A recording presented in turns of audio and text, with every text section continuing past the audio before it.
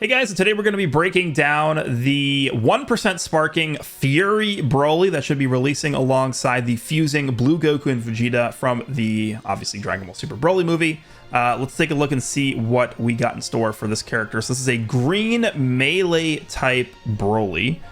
Let's go ahead and display max stats here. So going to go ahead and subtract around 8,000 to compensate for not having the title boost, and for it, also taking into consideration the arts boost. So actually his stats seem pretty decent. He's going to be mid 260s to strike attack, which is actually not bad at all for a 1% sparking. His main offense stat being at mid 260s, that's really good. And defensively, looks like he's going to be like close to 180 blast and then like mid 180s to strike defense. That's pretty good. His stats look pretty solid to me, this Broly Fury. He holds 2 strikes, and he's going to be on Saiyan, Frieza Force, and Powerful Opponent, and movies. So this Broly actually has a lot of teams, which is typically what we see with Brolys from the Broly movie, the Dragon Ball Super Broly movie. His strike card has Blast Armor when charging forward, of course, and it does have a minus 10% to enemy sustained damage cut effects to self for 10 timer counts effect on hit. So he is actually stacking sustained damage cut penetration. It's going to be for 10 counts each, which is going to be pretty good. That's a very significant amount of extra damage he's going to be gaining off of this. Looks like a normal blast. The blue card is a melee blue eraser shot.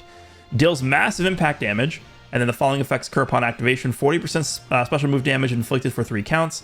Cancels enemies' attribute upgrades and buff effects. Activates twice. That is really powerful, actually. And then reduce enemy ki by 80 on hit. Okay. Yeah, that's a good blue card. I mean, a lot of damage, canceling enemy attribute upgrades and buff effects on a blue card on activation. So even if you miss this, like for example, if you're in melee range and you miss the blue card and the enemy vanishes it, they're not going to have any buffs, right? So that's pretty good. I do like that. All right, and then the green card, this looks like it is also a melee green card. The Gigantic Straight Punch. Sounds like a Saitama move. This gigantic straight punch, serious punch, like, okay. Applies the following effects to self upon activation. Randomly draws 1 new card when you have 3 or fewer cards. Restores ki by 50. 20% to strike damage inflicted. Again, I'll make the same comment about this. If you miss the green card in melee range, you're at least going to draw a card and get some ki back and some damage buff. So not bad. Applies the following effects to self on hit. Nullifies unfavorable element factors for 3 counts. So actually going to go type neutral for 3 counts, so it's basically like 2 cards, right? And then 50% to the next arts damage inflicted, and you obviously can chain this with all those different cards there.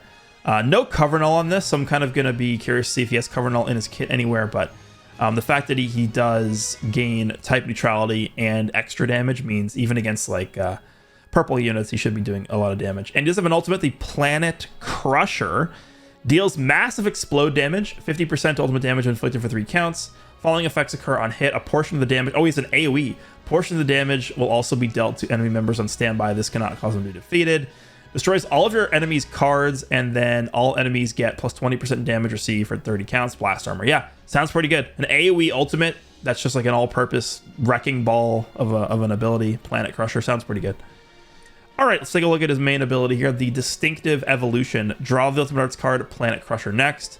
30% health and 50 ki. He gets his full Vanishing Gauge back on this, which is, again, I think I mentioned this with, who was it? Was it Gogeta who gets his full Vanish Gauge? Yeah, I think it is. I do like this effect a lot. Getting your full Vanish back on main ability allows you to just stay in and, continue fighting. 30% to own critical rate, which is a permanent buff that's uncancelable. Okay, I mean, we'll see if he gets like critical damage anywhere in his kit, but critical rate is, it's not horrible. It's pretty good. All right, Z ability, 35% to sagas from the movies, Frieza Force, or Powerful Opponent, Strike Attack, and Blast Defense. And then 18% to characters that are both movies and Powerful Opponent, Strike Defense. So, Ultra Golden Frieza fills that. Power of the Great Ape. Applies the following effects self when the battle starts. 90% damage, reduced damage received by 70%.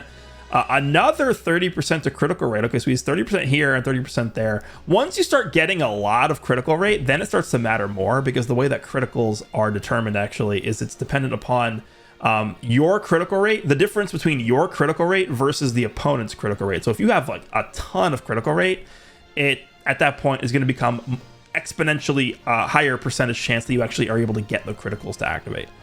So once you start getting a lot of these critical rates stacked on top of each other, that it starts to become significant at that point.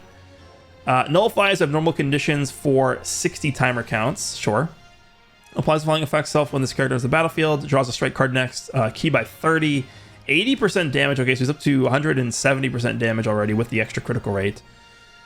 Applies the following effects self when this character, when the enemy performs a cover change while this character is in the battlefield. Draws a green card next. Activates 3 times. Wow. Okay, so he's going to draw 3 of his green cards whenever the enemy cover changes. Restores key by 30, 40% damage. Card draw speed. And then -5 to strike arts cost for 15 counts. Yeah, I guess the one thing to mention is he doesn't actually have card draw speed in his base kit here, right? Like entering the battlefield doesn't have card draw speed, just like baseline. Okay. Following effects occur when this character switches to standby, shortens own sub count by 3, and then restores ally key by 30. That's pretty good. He gives key to allies. That's pretty useful. Fierce Saiyan Instinct is the second unique ability. Knocks enemy back to long range if a cover change is performed against their strike arts, so he has a cover change against strikes. Comboable with the special move. Following effects occur when changing cover. Restores own health by 15% and key by 30. Nullifies own unfavorable element factors for damage sustained for 10 counts. So he's actually going to go type neutral versus purple units. Pretty good. Reduce enemy key by 40 and then reduce enemies Dragon Balls by 1 up to 3 times.